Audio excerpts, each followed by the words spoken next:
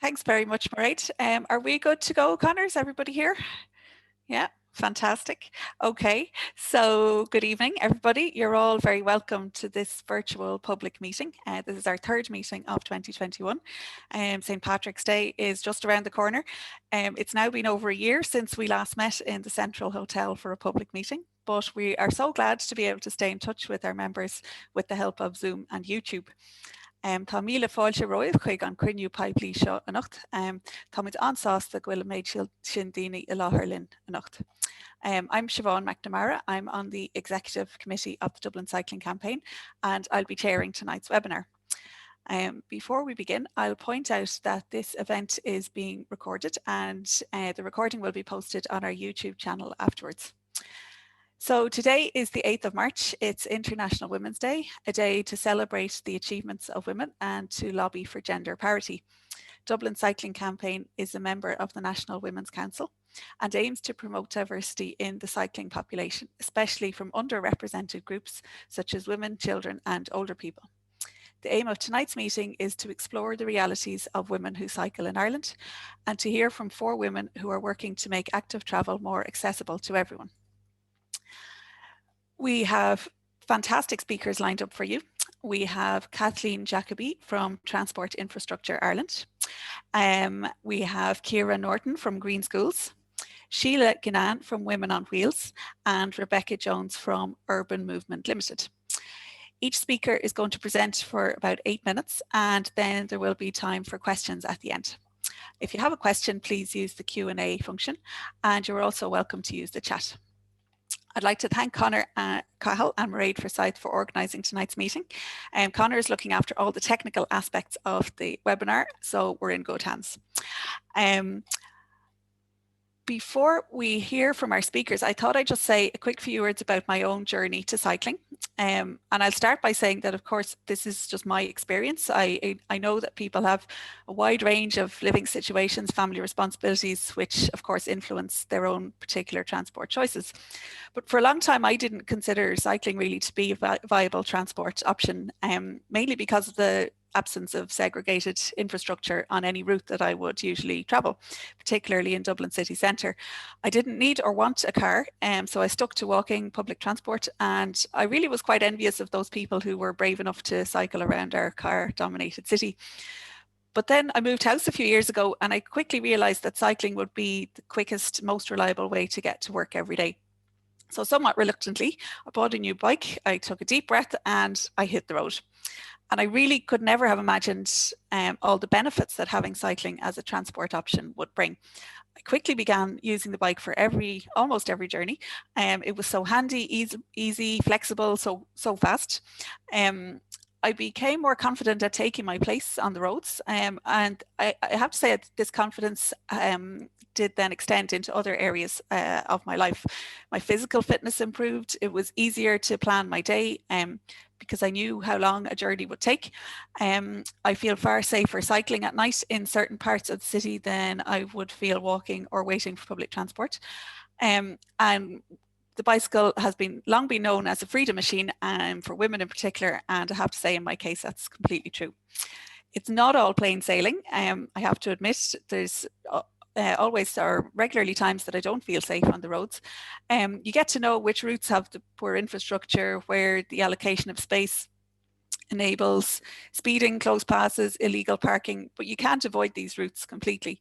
So I do understand why some people, especially women, would be reluctant to cycle, and that's why I think it's so important what Dublin Cycling Campaign are doing, lobbying for improvements that will make it a more attractive and viable option, transport option for a wider variety of people. And if there's anyone here tonight who doesn't cycle but would like to, I really would encourage them to give it a try. There's different bike share schemes that means you can get started without owning your own bike. I'd recommend some Sunday when the roads are quiet. Maybe bring a friend who cycles, just take your time, enjoy the exercise, the fresh air, and the most important thing I think is to remember that you've just as much right to use the roads as anybody else. But that's enough from me. I'm sure you're all eager to hear from our speakers. Like I said, they're going to have 8 minutes each. I'll give a little reminder when there's 1 minute to go. And first up, I'd like to introduce Kathleen Jacobi. Kathleen is an engineer with Transport Infrastructure Ireland, and she's going to tell us about the Travelling in a Woman's Shoes report, which was published last year by TII. The aim of the report was to understand women's travel needs in Ireland to inform the future of sustainable transport policy and design. So welcome, Kathleen, and thank you so much for taking part in our webinar.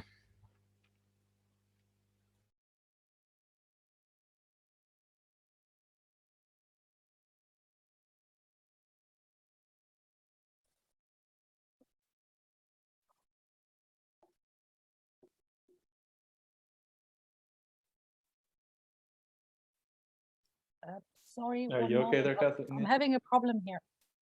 Oh, can you see the screen? Yes.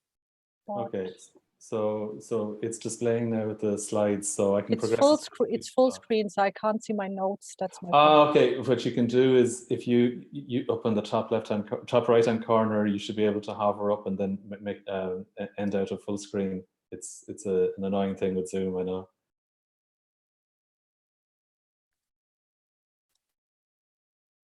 Will I stop sharing just for a second? No, yeah. It's fine. I got it. Thank you very much. Hey, great. Okay, great. Perfect. Yeah.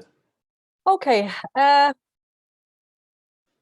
I was introduced, I am an engineer in the Public Transport Division of Public Infrastructure Ireland, and I am currently in the second year of a master's program in sustainable transport and mobility at TU Dublin. TII is a state agency responsible for providing and operating the national roads network and light rail infrastructure in Ireland.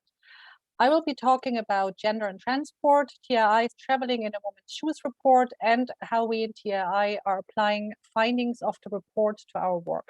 Next slide, please.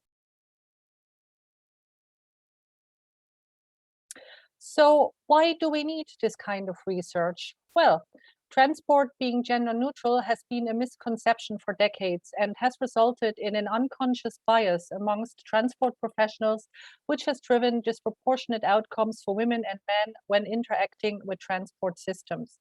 Traveling in a woman's shoes is about women and is therefore a big and important part of the puzzle. But when we talk about gender and transport, we actually mean people of all ages, physical abilities at all life stages, and of course, female and male persons. Ultimately, this is about accessibility and transport equity. Accessibility is a door-to-door issue and thus impacts modes such as walking and cycling as well. Women have different travel patterns, sometimes referred to as mobility of care, and there is a gender dimension to travel behavior. Understanding these travel patterns and behaviors is crucial to providing better transport infrastructure and services and giving people attractive and viable options as an alternative to the private car. Next slide, please. Traveling in a Woman's Shoes was published in July last year. It is the first study of this kind for Ireland, and it seeks to understand the realities of how women in Ireland experience transport and mobility today. In 2019, Ireland has set out a climate action plan to drive the decarbonization of the transport system. While millions of public transport journeys are already taken every year, this endeavor is challenging because of Ireland's historical land use policies and car dependency. Pre-pandemic, 75% of all trips were made by private vehicle, and the share of journeys made by public transport had fallen since 2014. In light of this, the study also set out to explore why women make the choices they make, what are the daily challenges and aspirations they face, and how can these be better addressed. Next slide, please.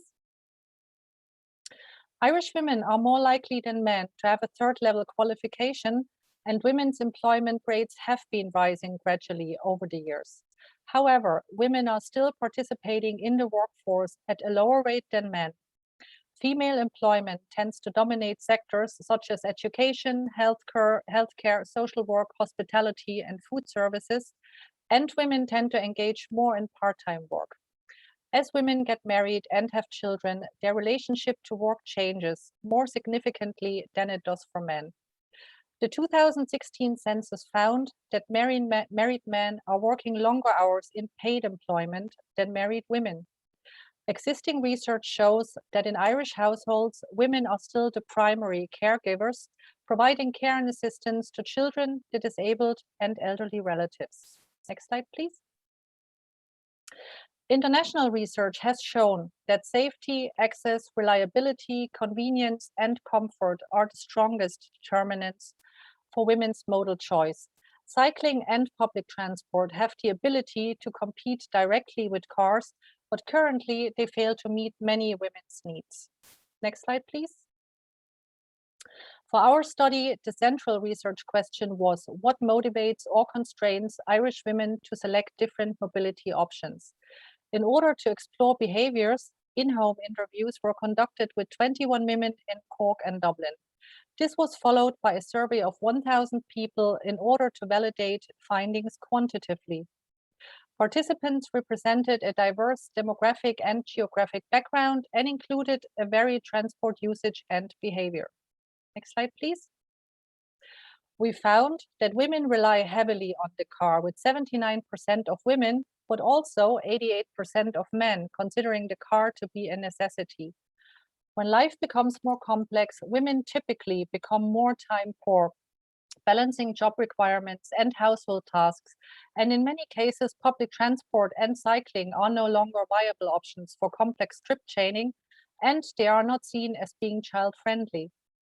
A lack of access to adequate cycling infrastructure and safety issues experienced when walking, cycling, or using public transport reinforces this need for women to have a car. Next slide, please. Women are impacted by safety issues. 7% of women in Dublin reported having experienced sexual harassment on public transport. 55% of women stated that they would not use public transport at night, and 34% of women stated that feelings of insecurity have prevented them from traveling. Only 11% of women in Dublin and 13% in the rest of Ireland feel it is safe to cycle. Globally, women are deterred from cycling due to safety risks and sexual harassment. Next slide, please.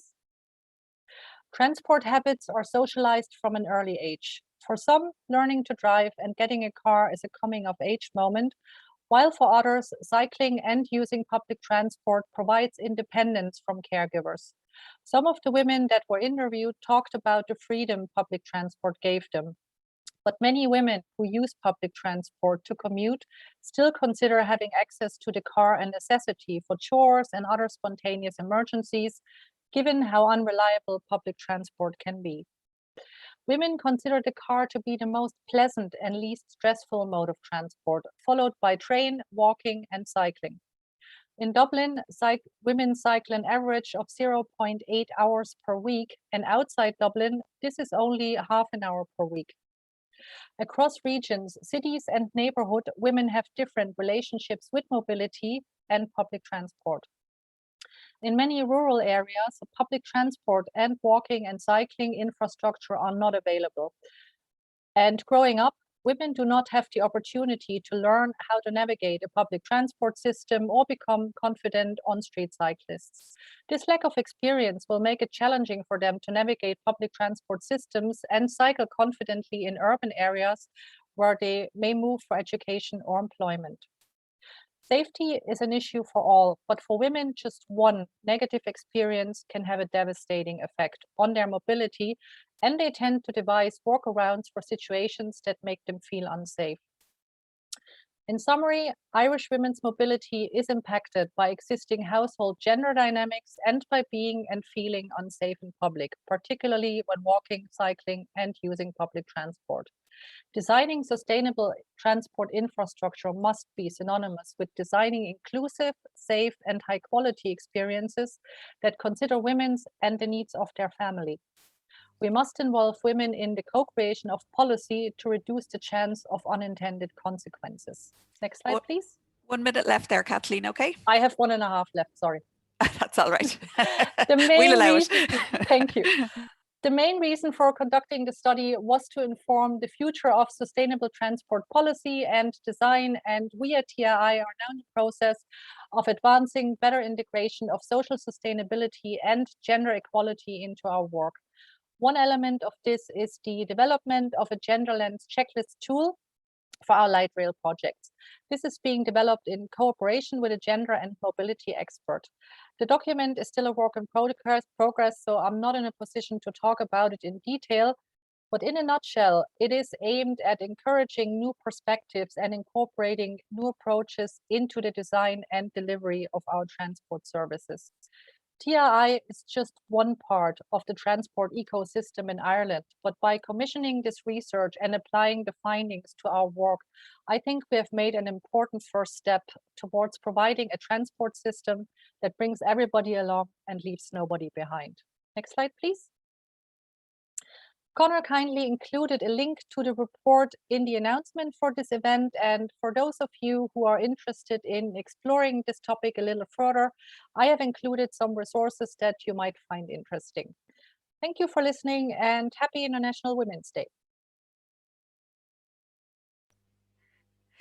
Thank you so much, Kathleen. It was a fantastic introduction to the report, which is really such an important piece of work. And I'm sure we all hope that the findings are going to be used. And it's your presentation leads us perfectly into what we're going to hear from our next speaker, who is Ciara Norton. Ciara is Communications Officer for Green Schools. And She Cycles is a national campaign run by Green Schools, which focuses on encouraging young women, particularly teenagers, to cycle, while recognising and discussing the reasons why they feel cycling's not for them. So take it away, Ciara. Thank you. Thanks, Siobhan, and thanks to Connor and Mairead for having me here today to speak about anti-cycles on behalf of the Green Schools programme. I'm just going to share my screen here. So I just wanted to first give you some background to the campaign. Anti-Cycles came about through work of the Green Schools travel team, the travel programme. For a couple of years now, Green Schools has been working with primary and secondary schools throughout Ireland on sustainable and active transport to school. So walking, cycling, scooting, taking public transport, carpooling, anything that reduces the use of the private car. And cycling is a big part of that. So we provide fully funded cycle parking. We give cycling partly funded cycling grants. And we've been working with schools with varying levels of success on cycling. And one group, though, that we found we didn't have huge success with was teenage girls. And I think everyone is quite familiar with the figure of 1 in 250 only 1 in 250 girls cycles to school every day. I actually think it's fewer than 1. And the oft trotted out statistic about more girls drive to school than cycle to school, but I think that actually doesn't really reflect anything about cycling. So we decided that we had to do something about the fact to connect with teenage girls and to figure out what it was, because we just figured that all things being equal, the infrastructure being great, no concerns that every person has when they try and cycle, that they still weren't cycling. So one of our travel officers was conducting focus groups with teenage girls, and the findings that she had spoke to us that this campaign needed to happen. So we decided to run the campaign that would kind of be focused on social media. And Anti-Cycles isn't necessarily about only encouraging behaviour change. We really want to shine a light on the barriers that teen girls face and have the necessary conversations with them when it comes to cycling and what's stopping them from cycling. So we launched Anti-Cycles in September 2019, and the findings that we had from those initial focus groups showed us that harassment on the streets from men and from boys, peer pressure, and the perception of cycling as being uncool were some of the main reasons that girls weren't cycling to school, weren't choosing to get on their bike, even if they wanted to. So the campaign, like I said, was about having conversations, and we decided to focus on kind of a social media friendly campaign, hence the hashtag and the name of the campaign. And we also created a video with girls that we asked to come and speak about their experiences of cycling. And I might get Connor to play that now to give you some background to the campaign.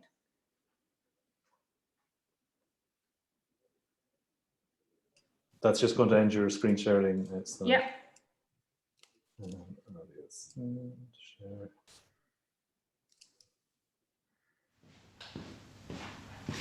Hi Robin. Hi, how are you? Good. Lovely to meet you. You too. So now I know this all might look a little bit intimidating. I used to cycle a lot. In first year when I first started, I was so self-conscious about it. I felt like everything was like stopping me from cycling to school. Fear of being judged by people. Loads of the lads cycle to school. They just see girls as like dresses and skirts and makeup, and like boys as like, oh, bikes and like athletic stuff. Peer pressure is literally everything. It sounds really stupid, but I really do think the helmet is such a big part of it. If you see a lad on a bike, it's not really different. You just think of it as, yeah. But like if you see a girl on a bike in her uniform or something, it's different. I feel like you just need one person to do it. There's something better than just like cycling and just seeing like the canal for me, like the whole like stretch along. Instead of a 30-minute walk, it was like a 5-minute cycle. I've completely got back into it. The way you can push yourself and then after you just feel so great. Like I don't like the fact that other girls would be like, oh, I would never get on a bike because of what they think, when like they won't ever get to experience like how it actually feels and stuff like that. You're sweaty and you look awful, but like you just feel good about yourself. Yesterday when I went for a cycle, I saw two of my old friends like on the road, and they're two boys, and like I saw them being like what's she doing on a bike? I didn't care. Like I gave them a big smile and waved. Oh, people are gonna look at me, like people are gonna see me. I'm like, yeah. You're your own person, you do you. I think you build up this mental state of like, oh God, oh no, this lack of confidence in yourself that's probably associated with other things, and you're like, hold on, it's a bike.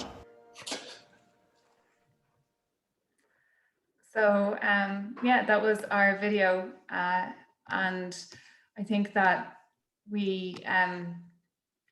I think that even in the video itself, you can see the kind of the different challenges that they're facing, but also like that some are saying, oh, just get on the bike, it'll be grand, you know, just get on it, and then others saying, well, there's a whole lot more to getting on that bike than just doing it. That the just do it adage doesn't really work when it comes to cycling. So for teen girls, we had a launch in the Science Gallery, and we had images on billboards around Dublin during that time, and we had a really good reception, and we got a lot of positive media. But we also, from social media and from different reception and opinion pieces that were written about the campaign or inspired by the campaign, there was a lot of, I don't want to say whataboutery, but it was whataboutery. You know, what about school uniforms? What about cycle lanes? What about the different barriers specific to very geographical locations or specific schools, or the fact that, you know, rural schools might not have a road that's really safe for anyone to walk, never mind cycle on. So as part of kind of like wanting to react to that, we planned a roadshow in 2020, and that was started in Mayo at the start of the year, and that went really well. The idea of the roadshows was to take the campaign on the road and, you know, have people from outside Dublin speak to us about their issues, because the focus groups had been primarily in Dublin at the time.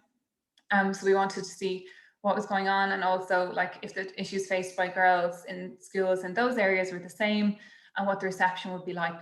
So like I said, we had a great one in Mayo, and then 2020 happened. So the roadshows didn't go ahead.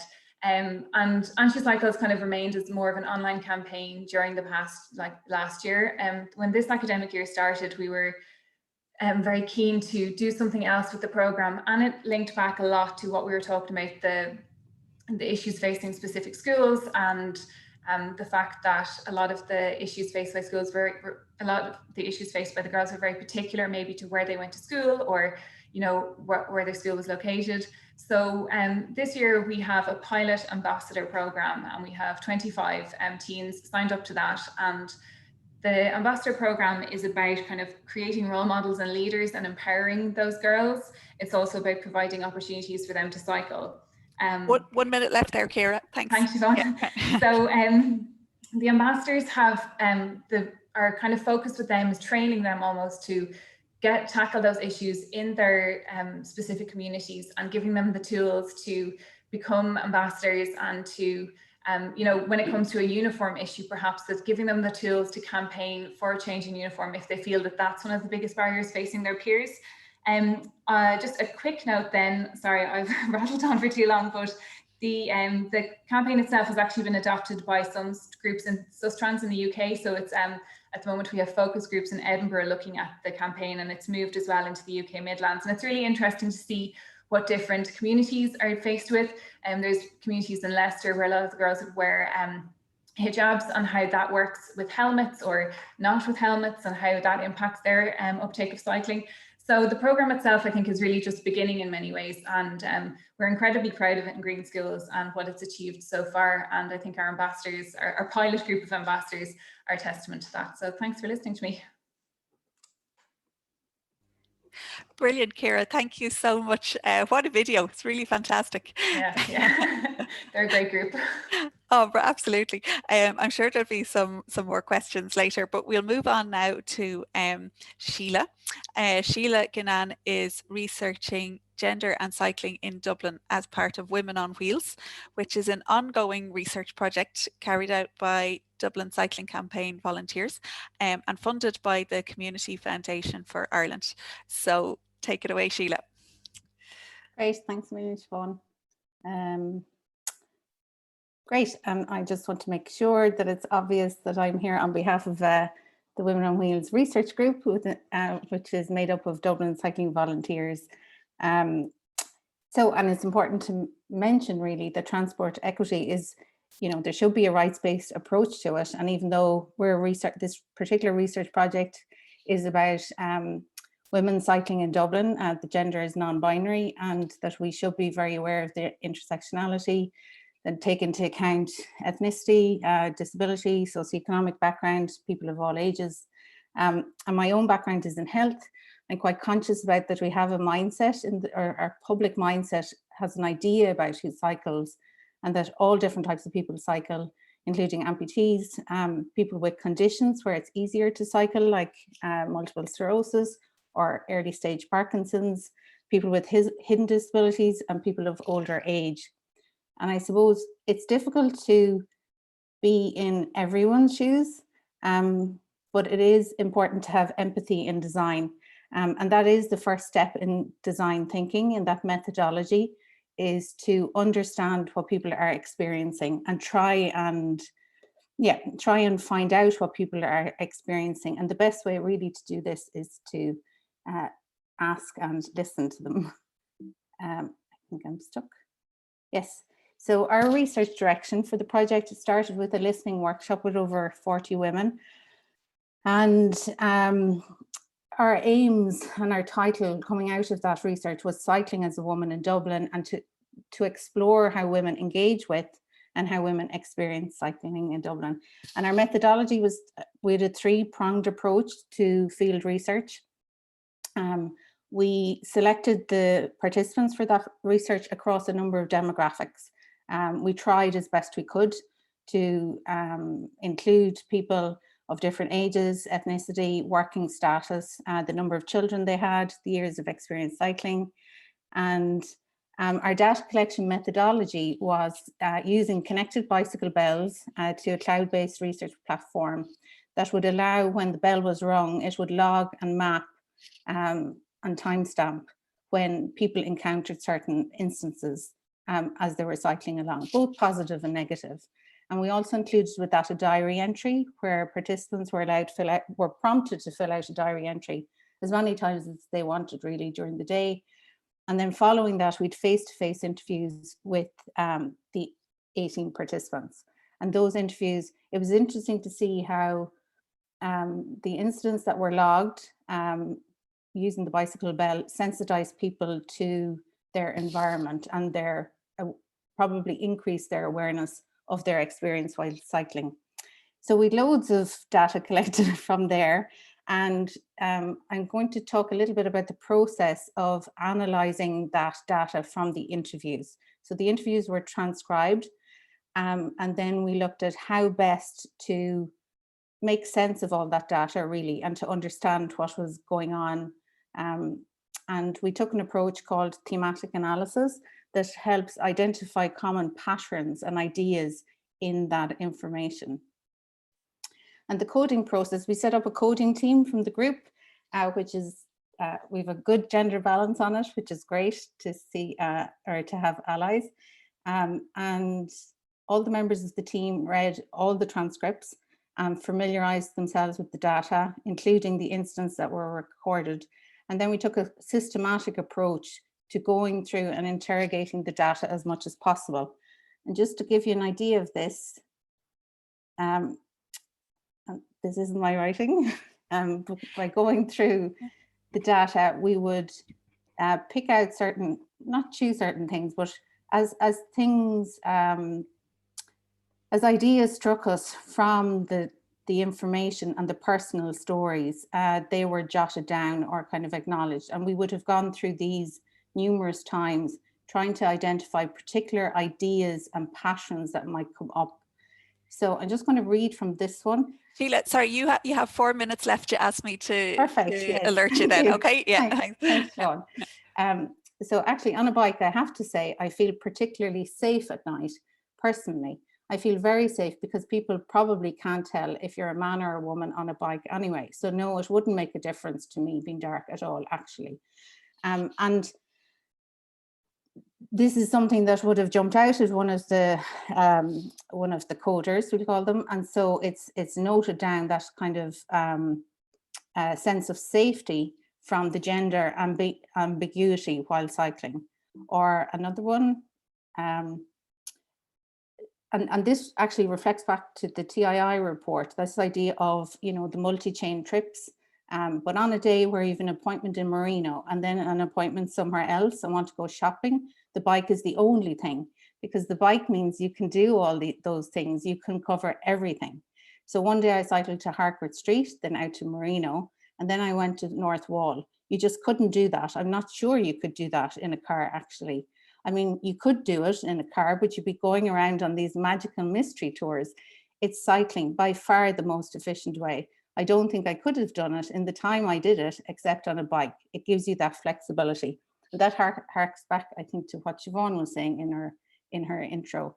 And again, these are passions we identified. And what was really interesting was how the passions were, even though there were individual coders and we all had our own transcripts to code, how familiar the passions became when we discussed it in the group sessions. And I'll pick another one here. Yes, so this was interesting in that the participant was comparing with her partner. A route I feel safer on, I'll tend to avoid the Lewis tracks. And actually Lewis tracks came up quite a bit. But he doesn't care about that because he doesn't mind cycling on those. And then in the hierarchy, he has his routes, I have my routes, and then I have my routes with the children, which are different again. Like we had a piano exam on Westland Row last week, and if I was going to Westland Row, I would just go down Gardner Street, over along the bridge and down along the quays. With the children, I go along the canal because that way I'm separated from traffic and we just walk under the bridges and just avoid those junctions. And that's important when we reflect back on the TII report and how predominantly women are involved in caring for children and family, then that influences how the routes essentially that they're choosing when they're cycling with the kids. And another one here, and again, this was to do with road surface. We were identifying codes. I'll come on to the consolidation of those codes in a minute, but it came up quite a bit, that idea of, you know, if you're shopping and you have your basket full of stuff, that's surface, that's not gender specific. But if you look at the types of trips women are taking and they're working more in the home or looking after the kids, then it does come into the context changes.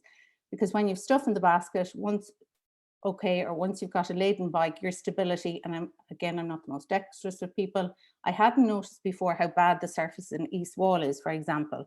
When you're on the bike, you're afraid you're going to be tipped off. I hadn't really thought about that before, how bad the road surface is. And when you've got a laden bike, and you've got a child on the bike or have grocery shopping on a bike, like a lot of guys go cycling around and they don't even have mudguards on their bikes, they're just zipping about the place. But when you're weighed down by stuff, you're not as stable.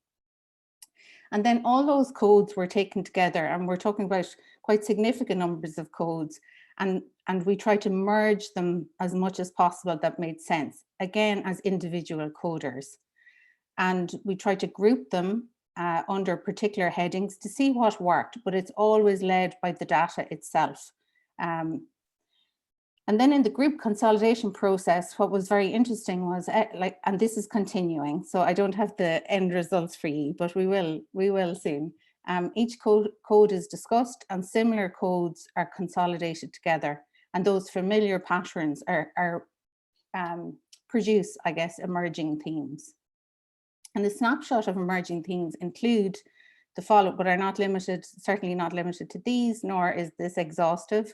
But some of the emerging themes we're seeing are things like public transport push, whereby public transport is seen to be inefficient or not serving the needs of the women who are cycling. And so therefore, cycling is the least worst option in some cases. And that has been a driver to people cycling. Or for example, people, and again mentioned in the TII report and has come up here too, the idea of personal safety, and that cycling is kind of the sense of I can get away maybe in the evening quicker by bike, or else in the public transport they may have had an instance where of harassment or something uncomfortable has happened, and so they're less likely to take it. Also, social cohesion is coming up quite a bit, that ability to interact with others. People are not cocooned in the car, and so therefore they've much more opportunity to interact with people on the street and strangers, just a wave and a hi. And Síle, I'll ask you to wrap up, sorry, in the next minute or so. Is that okay? Yeah, thanks. Perfect. Yeah. Perfect. So do stay in touch, and as we consolidate the codes more and write up our report, we'd be delighted to go into these in more detail with full descriptions and a much more detailed explanation of the methodology. But I'd just like to finish on, there's huge value in personal stories, and statistics are really important and numbers are really important. But even the video for Angie Cycles, once you hear people talking themselves, I do believe it has great resonance with people, and it can influence decision makers. So there is huge value in research, but there's also huge value in all different types of research, right? So it's not solely quantitative, but also qualitative, and all different types of research is useful to get across that point of, this impacts on loads of people's lives. Transport equity is important because it is fairer access to opportunity, and that opportunity is opportunity of education, employment, access to amenity, access to nature, and we need to account for everyone in our community, and not just one one sector. So happy International Women's Day, and do keep in touch with Dublin Cycling about the report. Thank you. Thank you so much, Síle. It's really fascinating, and I feel like I said those things. I could have said the exact same things. I'd be so interested to see the final results when you're finished. Great. And your presentation leads us absolutely perfectly to our next speaker, who is Rebecca Jones. Rebecca is a design engineer with Urban Movement Limited, and she's going to talk to us about co-design and community engagement. So over to you, Rebecca. Hi, thanks. Thanks everyone for listening and for inviting me along. So my experience is all in the UK, so apologies for UK examples. But yeah, it actually leads on really well from Síle's presentation. So let me just start with sharing my screen. Okay, hopefully you can all see that. So hi, yes, as Siobhan said, I'm Rebecca, I'm a design engineer at Urban Movement, and we're a transport and urban design consultancy based in London, but I did work kind of all over the UK. I've worked in sustainable transport pretty much my whole career, working in the public, charity and private sectors, and my day-to-day job is I work on the design and delivery of cycle infrastructure across the UK, generally in London, usually in partnership with local authorities. And yeah, as said, I'm going to talk to you a little bit about co-design. There's quite a lot of crossover with what other people have said, but I think that's fine. So first off, what does inclusive design look like? Well, I've used this picture of my cousin's daughter, Edie, riding on the cycle superhighway in central London here, looking very happy. And this quote here, that a city is designed for cycling is successful when its bike riding population reflects the wider population of residents living in that city. People from all genders, ages, backgrounds, social classes and disabilities can use a bicycle to get around. And I think that's a really great mantra. And I think as a designer, that's something we really need to keep in mind when we're designing cycle infrastructure. And we want to consider how we can entice new cyclists through design, because it's great to provide infrastructure that existing cyclists can use, and that is important. But if we want to get real modal shift and really reach people that don't currently cycle, we need to kind of adapt our infrastructure, I suppose. So who's cycling at the moment? We've had lots on this already, but I found this from the Ireland census analysis. And the majority of cyclists in Ireland are men. And obviously this isn't reflecting the actual population of being roughly half and half. So I guess the question to ask is, what are the barriers to cycling?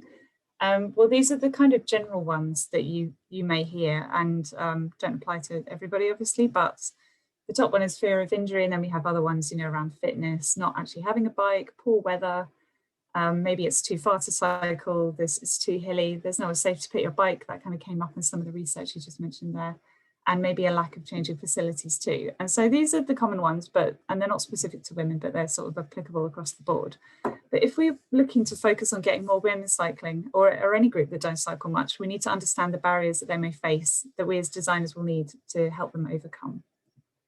So what are the ones? Well, we've kind of already touched on these, so I don't want to dwell on it too much. Also, I'm not very good at keeping to a short time. Issue. So obviously this does affect men and women, but its research has found that women are generally more, quite nicely, as you said, Siobhan, you prefer a segregated cycle route, and that's generally the way across the board. And then we have a perception of the incompatibility of journey type and cycling, and this one we've picked up on quite a lot, but as we've heard, women make a lot more multi-purpose trips, or those classes kind of escorting trips, so like taking kids to school and stuff, or encumbered trips like the shopping and things like that, and the trip training. And obviously from that, it can feel kind of easier to just get in the car if you've got loads of stuff to carry and loads of places to go, and you can understand that. But the interesting thing around that is that it's kind of compounded by historic cycle route development, which has generally reflected more radial routes, so from places of work to residential areas, rather than the kind of routes that women will often take. And that means there's often in the way of infrastructure that serves those kind of trips. So that's quite a key area for designers to consider. And then we have what we've been through quite a lot already, the cultural norms and lack of community kind of around women's cycling is a key issue. And then there's also personal safety fears that was also mentioned, and that's quite important when you're thinking about route development, because if you're putting a route down somewhere that's dark at night or not overlooked or just generally a bit lonely, it may be that women don't want to use that at all, and then already you've eliminated half the population from using that route. That is certainly not equity, and is a key issue. So how do we help overcome these barriers? Well, it's obvious really, but get women a seat at the table. But we need to have women involved at every stage, and this kind of been mentioned already, but at the presentation at the beginning from Kathleen, but having women involved in policy means that you can have things like ensure that there's adequate funding for high quality cycle infrastructure that, as we know, women are more likely to use. And then also paying for complementary measures like training or good cycle parking, things like that. And that will help highway authorities to deliver schemes that are, as I say, attract new cyclists.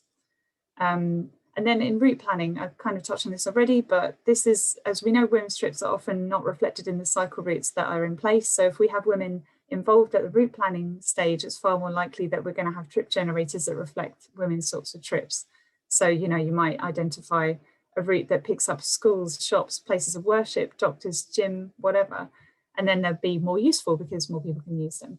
And for the design stage, I'm going to go into this in a little bit more detail. So as I'm sure lots of you know, women are massively underrepresented in engineering. Engineers Ireland estimated that just 12% of engineering graduates were women, but this shouldn't be an excuse for men-only design teams. I hope designers are listening to that, because that's really important. Shouldn't be filed under too difficult. So how do we ensure that women's voices are heard in design? There's kind of loads of ways you can do that, and I'm not going to touch on how you could get more women working in STEM and things like that. That's for another day perhaps. But one way you can do this that I found to be quite effective is to develop designs in partnership with local communities through co-design. And if you don't know what that is, that's the creating designs with them in the design development process to ensure the results meet their needs and are usable. So the benefits of co-design, especially when you're centering women or other underrepresented groups, is that obviously women's barriers to cycling, I gave you a little list earlier, but those will vary by person and also by place. So by speaking to local people directly, it allows you to hear specific concerns and develop your designs accordingly. So that's kind of what Síle was saying as well. And from that, you can highlight key routes. So if you speak directly to local people through the co-design process, designers are also able to identify key local routes for a variety of different trip types. So this is important for ensuring that new cycle networks don't just follow the kind of typical commuting patterns, but instead pick up a variety of locally important routes. So this kind of, for a designer, this adds a layer of nuance to what we're doing, that you'd often don't get just through that site visit or data analysis. So kind of what we've just been saying actually about that marrying up of data and kind of well, speaking to people, qualitative data, I suppose. And just for examples, I mean, I did some engagement in Sutton, and we had a kind of idea of what the key walking routes might be in an area. But when we engaged with people and with schools, we picked up there were a couple of odd little back routes that we wouldn't have known that people chose for certain reasons. You know, they were quieter or there was a park near it. And that meant we could kind of focus where we wanted to improve routes in those particular areas so that they had the best impact. And then what this process kind of gives us, it means that we can develop solutions for people and we can directly address the issues that people bring up and meet their local needs. And that's and then you can kind of build understanding and support for proposals. And this is really important if you do anything that may be a bit controversial, like low traffic neighborhoods or modal filters. If you bring people along with the design process and let them feed in their ideas into the solutions, it means that you get buy-in much more earlier on. And it means that when you come to do the final stage, it's less controversial or less difficult. And then finally from that, you can trial interventions as well. This is an example of a Sustrans scheme. I used to work at Sustrans a while ago where they were trialling a road layout with some hay bales and some seating. And the cool thing about trialing stuff, I much prefer it to traffic modeling because you get to test things in real time. And you also get people can also feed in as well. And that's really important when you're thinking about ensuring that underrepresented voices are heard, because it empowers people to make a difference to their local environment and to kind of really see how they can make the change. A lot of the work that I've done has been in areas where people feel like stuff is just done to them by the council. So that can be a really interesting thing to do co-design and give people that role and let them have ownership and see how they can make positive changes. So from that, I've already kind of said this, but if you bring people along in the design stage, then when it comes to statutory consultation, it should be a bit easier because people understand where you're coming from. That's a theory anyway. And then finally, complementary are really important. So we've heard a little bit about this already with that great anti-cycle scheme. That sounded really cool. But yeah, you can invest in women-led or focused initiatives like Cycle Sisters, which is a scheme in Birmingham. I think it's a charity that runs, it's for Muslim women to get them cycling. And just kind of having that camaraderie and that kind of culture around cycling, women cycling being normalised. And Bike It You Can Too is quite a good one because that's the Sustrans one, and that works with parents of schools, parents of school children to teach them how to ride and then how to ride on the road so they can ride to school with their children. Because as we know, when it comes to kids, the parents are the gatekeepers. Children often want to cycle to school, but it's the parents that say yes or no. So that's a really good key to kind of getting that in place. And then you can do things like loan bikes and equipment, provide secure cycle storage, both at home and at work or gyms, wherever people may be going, churches. And then, as we heard before about the anti-cycle scheme, you can work with girls to get them cycling through into adulthood through things like school cycle clubs and sport and stuff like that. So there's kind of lots of things you can do. And these complementary measures, the softer measures, aren't just kind of easy wins. Well, I suppose they are, but when you put them in conjunction with good infrastructure, then that's really the key to getting the modal shift that we need, I think, at least in my experience. And that's it from me. Fantastic, perfectly on time. Thank you very much, Rebecca. That's great. And I love how the four presentations really fitted together so well. They were all very insightful and lots to think about and some good ideas. We have some time for questions, but before we start on that, I just wanted to make one announcement from the Dublin Cycling Campaign Committee, and it actually feeds in very well with what we were talking about, consultations. It's a reminder that the Phoenix Park Mobility Options public consultation ends on March the 12th. So we'd really encourage people to make a submission there. It's about how the park can be changed to make it more welcoming to people walking, cycling and using public transport. So we'll try and get a link in the chat to the consultation page. Is that okay, Connor? And it's I'm just Googling it as we speak. Yeah, perfect. If somebody can email it on to me. I can get it there in a second. Yeah. But it's it is a way for us all to have our voices heard, and we have seen what strong opinions people have about the Phoenix Park. So I think it is important for people who walk and cycle to have their voices heard on that question. So we've a couple of questions in the Q&A to kick us off, which is fantastic. Sorry, I clicked on the wrong thing there. So the first one is for Ciara, that's from Cynthia O'Mahony. Ciara, do you think the fact that there are few women cycling who are mothers of teenage girls, that secondary school girls don't see the example at home, and that also may not be encouraging them to cycle? Yeah, I suppose the short answer is absolutely.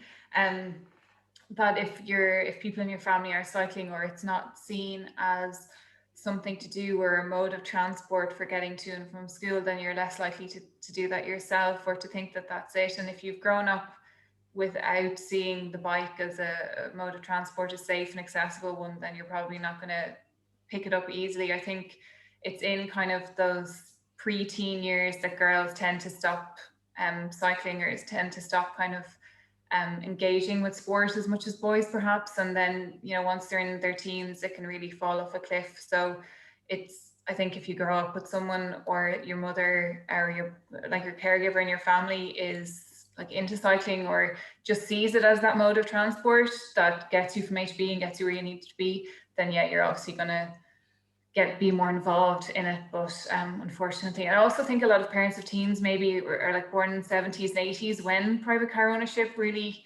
grew in Ireland, and bikes just kind of just stopped being kind of the regular mode of transport and popular. So you're dealing with a lot of different issues there. But yeah, short and long answer, absolutely. Yeah. Thanks for that. And the next question then, I'm not sure who might take this. I'll read it out first. Again from Cynthia. Thanks, Cynthia. Are countries with high levels of cycling, such as the Netherlands and Denmark, is the high modal share of women cycling down primarily to the cycling infrastructure, or does the greater gender equity in these countries also play a role? Would anyone like to take that one?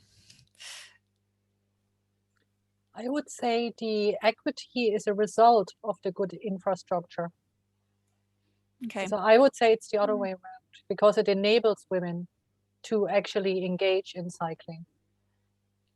I know. And since they've been doing this for a couple of decades, they have developed a culture. Yeah, and I know Mary Kastrup, who will be the cycling coordinator in Copenhagen, she's talked before about when people say, oh, but you've a great cycling culture in Denmark, it just drives her spare, because she said, no, we've put in the work. It might have taken many decades, but we put in the work for the infrastructure, and we have done this. So she talks about maybe you don't need to wait 100 years if you follow these tips, to roll out. They have, making sure there's a network, that they're not isolated components, making sure that cycling is the competitive mode, that is not just meeting or competing with motor cars, but actually is more competitive and more convenient than driving. But the infrastructure, yeah, she says the infrastructure was a result of work, and then now they have a cycling culture because of it. So that's from somebody much wiser than me. Thanks very much. And now this is an interesting question, again from Cynthia. Are there any local authorities in Ireland using the co-design model?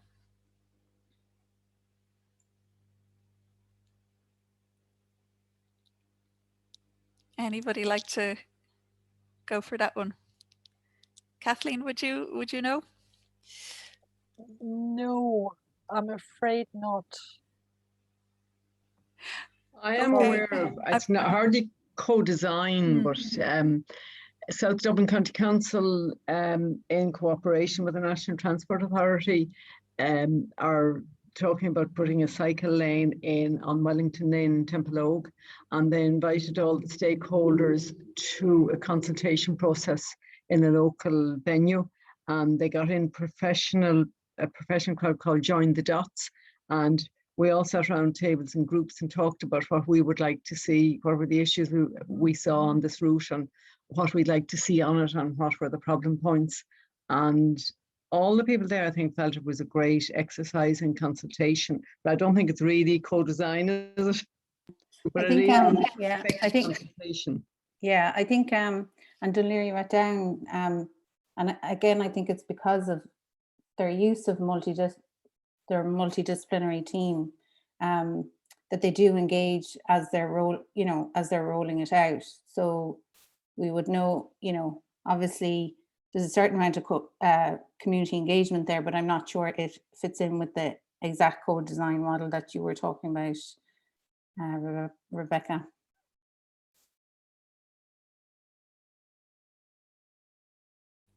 I just see a comment there in the Q&A relating to the previous question from Marianne Weinreich. I'm the chair of the Cycling Embassy of Denmark. Hi, it's great to have you here. It's not about culture, it's because our cities are designed for cycling. Yeah. Thank you very much, Marianne, for your input there. Another question here from Ali Minari. Would you recommend targeting women, for want of a better phrase, for public consultation or engagement around sustainable travel initiatives? And how would you go about that?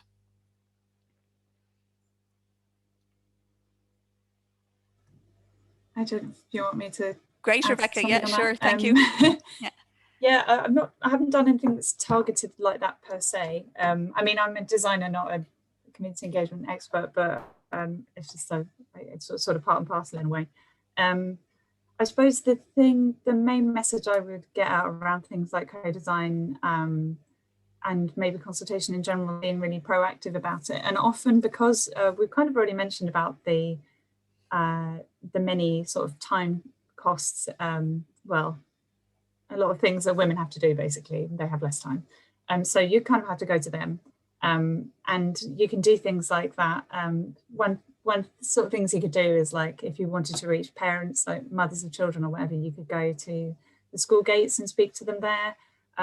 You can do stuff. We've been doing quite a lot of stuff online lately, which has been quite good, particularly as people have had maybe a little bit more time in some ways because of the less traveling time you have. So you can do stuff online that kind of helps. But I would just generally say going to people. So putting up a stall on the high street is something that the Urban Movement we did for some work with Sutton Council, and that was quite a good way of engaging with people of quite a few different ages, because you can get like some of the older people perhaps around lunchtime, and then some of the school kids around kicking out time. It's quite interesting. So I would say you have to be really proactive, you have to be quite dedicated, and maybe be prepared to collect data in ways that in different ways. So for young children, you might do route planning or ideas about, like, if you're doing co-design, I guess it's also about matching what people can do. So for one project I worked on in my previous role at Sustrans, we worked with kids to come up with mosaic ideas to be inlaid into the pavement for a walking route through an area. And so they were able to kind of design that. But then when we spoke to the adults, they were talking about, actually, this is where we cross the road, and this is the walk from school to the park. This is the route that needs improving. So that kind of fed into the choosing which route to improve there, that kind of thing. I've gone off on a bit of a tangent, but yeah. Great. That's probably enough. Thanks very much, Rebecca. And we have another comment here from Marianne Weinreich again, which I think fits well with what you were saying. Also, Dr. Jan Garrard from Australia identifies the number of women cycling in a city as an indicator for how safe a city is to cycle in. Women are more averse to risk than men, and we will not cycle if it's not safe. We are kind of smart that way. Yeah, very well said. Yeah, so thanks very much for that contribution. So just looking back through the Q&A, I want to make sure I don't miss anything. So we have a question here from Stefan Koch. And this kind of links back in to the previous topic. Apart from built infrastructure, what makes Ireland so different to Netherlands, Denmark, Germany, etc.? What are the decisive factors? Because you hear that argument so often, like, oh, but we're not Amsterdam. But Amsterdam wasn't Amsterdam a few decades ago. Would anyone want to come in on that? So apart from built infrastructure, what makes us so different? Sorry, I'm trying to juggle with another contribution there. Sorry. Okay, so I don't see why we can't have an incredibly healthy cycling culture in Ireland, in towns and villages. But one thing we are up against is the legacy of bad planning, where urban sprawl and one-off housing has kind of made us very car dependent. And so that's possibly what we're battling, but there's no reason why we can't overcome it, especially if you look at Netherlands, the way they have bike rail bike. So if we can integrate our different modes, we have a much better chance of achieving that modal shift. That's my own opinion. Thanks, Sheila, that's great.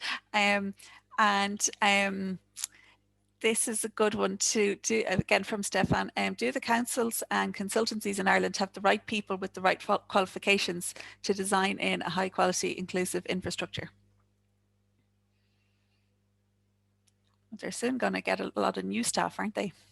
Yeah, so they've announced 248 new staff in local authorities around the country. Yeah, that is a big challenge, right? Expertise that, you know, again, we have a legacy of road building and not a legacy or a knowledge base really built up over the years as they have elsewhere in designing active travel networks. And that is a big challenge.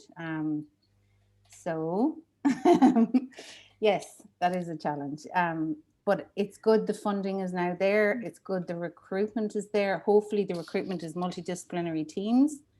Because the more multidisciplinary or the more different skill sets involved are working on something, the better the result will be, including community engagement, liaison, and design, urban design, as well as engineers. So yes, I think recruitment will be a challenge for local authorities and the regional design offices as well. Yes, and for people not to say no, right? We also need to amplify the positive voices in the community to make sure that they get heard more than the negative voices. No, also the development, I think, is very positive, and obviously there will be hiccups along the way, but this is the start to also building the institutional knowledge about the design of cycleways. And if it goes wrong, it's bad, but you always learn something. So, and the longer you have people work on these, the more they learn. So even if it might not be perfect now, we'll get there. Great, that's a very important point. Thanks, Kathleen. This is a great question here from Adamar Owens-Dean. How do you balance building new safe cycling infrastructure with protecting biodiversity, for example, paths along rivers, etc.? Rebecca, you? Yeah. And my short answer to that would be, sorry to jump in, my short answer to that would be they don't have to be, they can complement one another. You can build in by protecting biodiversity into cycle routes. And there's loads of really nice examples of that, of using sustainable urban drainage. And particularly if you're thinking of like, I guess when you think of cycle infrastructure, you might just think of segregated routes, which is all quite like hard type infrastructure, I suppose. But what really, when you think about making roads safer for cycling, we want to reduce the speed and volume of traffic, and the best way you can do that is by closing it to through traffic. And if you do that, then you get back a lot of space, and that public realm space you can use for planting up. You could have planters, or you can add trees. If you take out some parking spaces, you can use planting for that. And that's really important also from a very techie kind of highways perspective as well, because it helps with the water attenuation too, which helps protect our kind of overloaded sewers really. And I think you can, if you start getting numbers away from driving towards cycling, then you need less room for driving.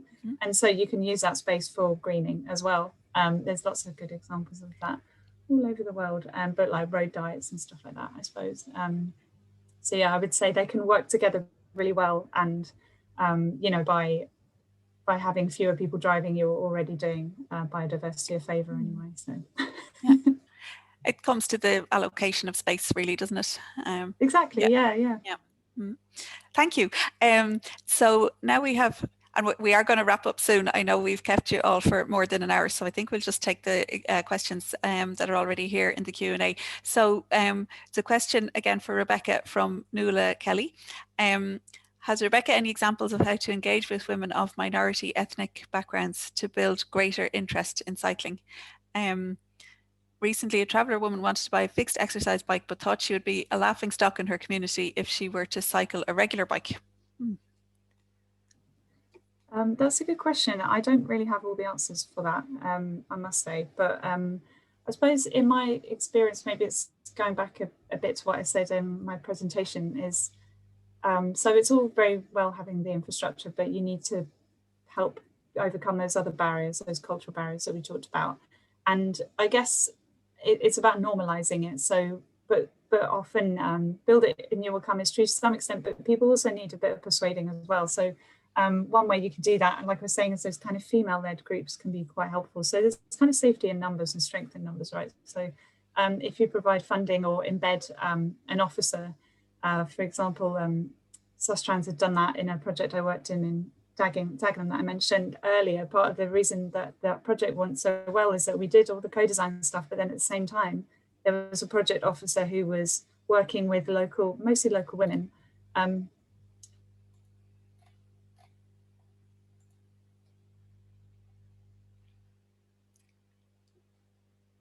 Bikes and getting them out on weekly cycle rides, and then getting kind of local champions who then led the rides on their own.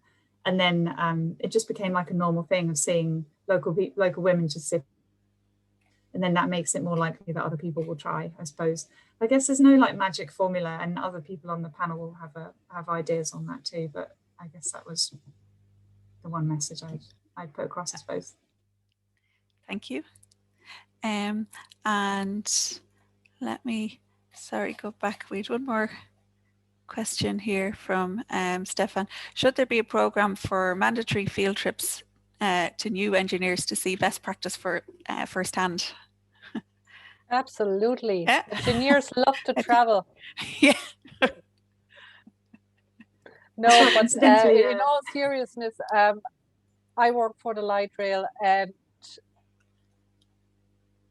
in public transport, even if we have a transport system, we are in contact with light rail systems all over the world. It's not always visiting, but knowledge share is very important. And I think for engineers either starting out or just being new to a certain area that they haven't worked in before, they need to kind of see it and feel it and experience it. I think there's a lot of value in this. That's my personal opinion. I would agree, and I'd also say on that there's quite a thing in people that are designing cycle infrastructure not actually riding a route or a junction. That's a really important part of design, getting into the shoes of the person using the route. You do wonder sometimes. I'll say no more. And okay, so let's. The next question is going to be our last question. And it's a very good point. So Ken Reid, I'm hostile to high-vis. Good, separate, safe cycling infrastructure should remove the necessity for cyclists to wear high-vis gear when cycling, especially commuting cycle. So all of us, men and women, can wear our nice pants and shoes, etc. Did cycling and visual aesthetics arise in Sheila's research? Yes, very much so, actually. And in quite, there's a lot of nuances there. So, you know, different pieces of different insights included, you know, wearing a helmet, not necessarily because people felt it was helpful for themselves, but rather the perception of safety by drivers, expectation. Also grooming expectations at work.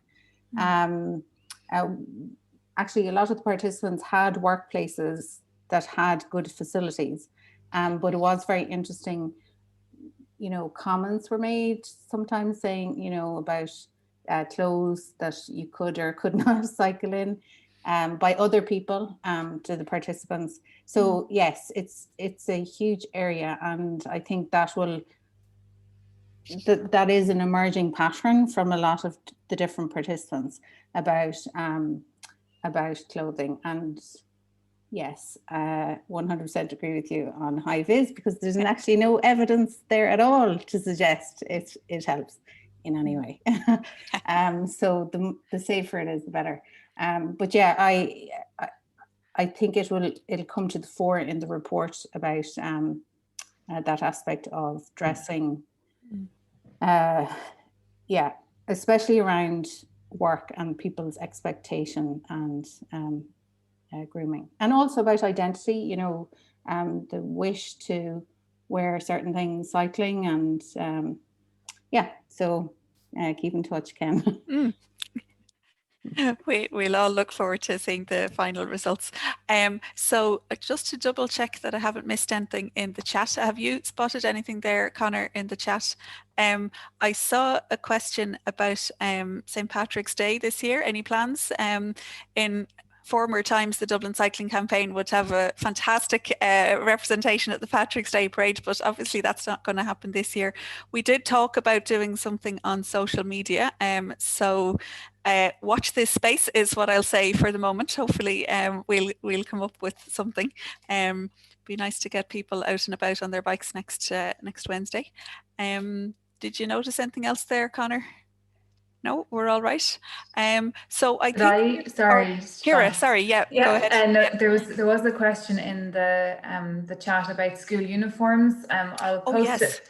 Yeah, I'll post a link there to a really good article that Deirdre Falvey did about school uniforms, and she interviewed Robert Egan, who works with Green Schools and on the Anti-Cycles campaign, about school uniforms and the campaign and how it all fits together. But it's a fairly nuanced issue when you actually dive deep into it.